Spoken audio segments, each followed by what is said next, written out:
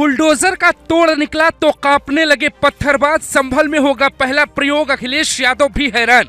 Meeting में योगी ने लगाई क्लास, अधिकारियों से भी पूछा पत्थरबाजों का हाल। एक्शन से मचा हड़कंप। संभल में खुल सकता है एटीएस कमांडो सेंटर, कई फैसले से कांपे दंगाई। योगी ने सुनाई चाकू वाली एक कहानी। सवाल है कि बुलडोजर न होने से क्या अपराधियों के हौसले बुलंद है? क्या अपराधी आसानी से हथियार खरीद लेते हैं, आसानी से उसका प्रयोग कर रहे? क्या यूपी के अपराधियों ने योगी सरकार को फिर से खुली चुनौती दी है?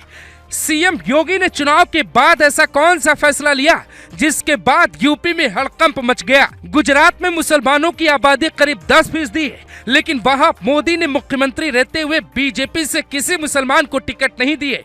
उत्तर प्रदेश में मुसलमान 19% और यहाँ भी योगी की अगुवाई वाली बीजेपी में मुसलमान हाशिए पे रखे गए। 2017 की यूपी विधानसभा चुनाव में जीत का श्रेय मोदी के माथे पर बांधा गया। 2022 में यूपी विधानसभा चुनाव में जीत का श्रेय मोदी और योगी दोनों में बांटा गया। अब योगी खुद को बहुत लोकप्रिय नेता बना चुके हैं और उपचुनाव में जीत का श्रेय योगी को अकेले ही मिला है। यूपी में 2027 में अगला विधानसभा चुनाव होगा। 27 को लेकर अभी से कुछ भी कहना बहुत जल्दबाजी है, लेकिन इतना जरूर कहा जा सकता है कि चुनाव जीतने के लिए योगी की मोदी पे निर्भरता कम हुई। योगी की बढ़ती लोकप्रियता के कारण ही उन्हें मोदी को उत्तराधिकारी के रूप में देखा जा रहा है। ये बात किसी से छिपी नहीं है कि अमित शाह ने योगी के समांतर केशव प्रसाद मौर्य, अरविंद शर्मा, ब्रजेश पाठक और दिनेश शर्मा को खड़ा करने की लाख कोशिशें की, लेकिन योगी ने किसी की भी नहीं चलने दी।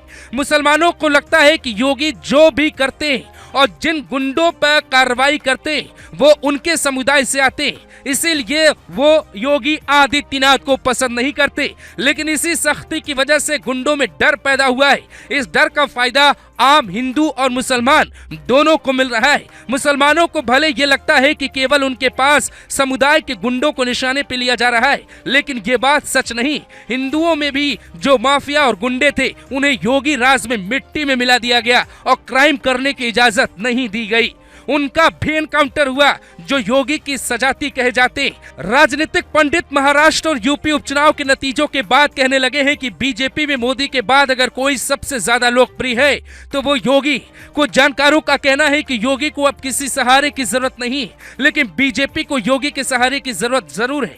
योगी अब चुनाव जीतने के लिए मोदी पर उस तरह से निर्भर नहीं, अब मोदी को भी योगी की जरूरत पड़ेगी। योगी भीड़ जुटाऊ नेता बन गए, जिसके कारण उनकी राजनीतिक समझ और तरीके में बदलाव आया है। जो योगी सदन में रोते थे वो अब फायर ब्रांड बन चुके हैं। किसी की हिम्मत नहीं है कि उन्हें छेड़ कर देखे। ऐसा क्यों हो रहा है आपको ये भी समझाते हैं। सवाल उठता है कि क्या मोदी ही योगी के उत्तराधिकारी होंगे? इस बात को समझने के लिए आप कुछ तस्वीरों को देखिए।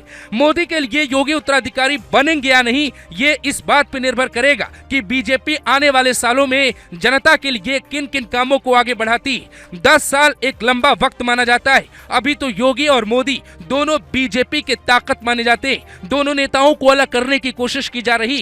केजरीवाल और अखिलेश यादव से लेकर बीजेपी के भीतर भी कई नेता योगी मोदी के बीच दूरी पैदा करने की कोशिश करते रहे, लेकिन कोई भी कामयाब नहीं हो पाया। सच ये है कि उन्हें ना कोई रोक पा रहा है और ना ही कोई अलग कर पा रहा है।